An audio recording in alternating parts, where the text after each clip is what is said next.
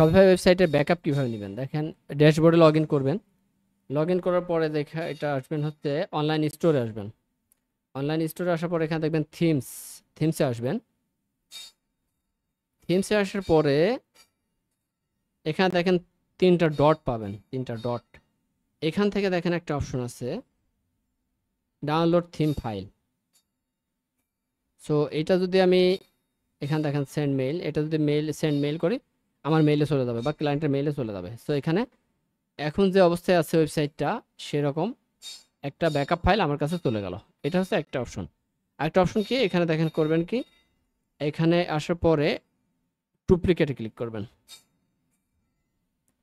So theme যখন ডুপ্লিকেটে click করছি দেখেন এখানে এই থিমটা কপি হয়ে একটা ব্যাকআপ তৈরি হচ্ছে। সো শপিফাইয়ের মেইনলি ব্যাকআপ নেওয়া লাগে হচ্ছে থিমটা ব্যাকআপ নিলে আর বাদ বাকি যে কন্টেন্টগুলো আছে এগুলো তো শপিফাইয়ের ডাটাবেজে সব সেমই থাকে।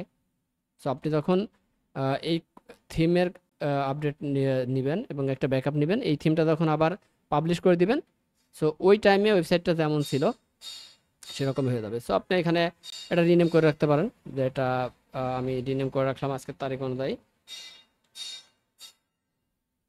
তাহলে মনে থাকবে ব্যাকআপ। বা আপনি আরেকটা কাজও করতে পারেন যে স্ট্যাটাস কি আছে এখানে লিখে রাখতে পারেন, যে সাপোজ আপনি অন পেজ এসিও করার পরে একটা ব্যাকআপ নিছেন, হ্যাঁ, তো আপনি এখানে লিখে রাখলেন যে অন পেজ এসিও, বা আপনার নিজের মনে রাখার জন্য যে পর্যন্ত কাজ করছেন বা যে কাজগুলো সম্পন্ন হয়েছে সেটা লিখেও আপনি এখানে সেভ করে রাখতে পারেন। সো ওয়েবসাইট ক্লায়েন্টের থেকে নেবেন, নেওয়ার সাথে সাথে যখন কাজ করবেন একটা ব্যাকআপ নিয়ে নেবেন, কারণ আপনি যখন কাজ করতে যাবেন কোনো সমস্যা হলে দেখেন এটা রিস্টোর দিয়ে দিতে পারেন। আশা করছি বুঝতে পারছেন। ধন্যবাদ।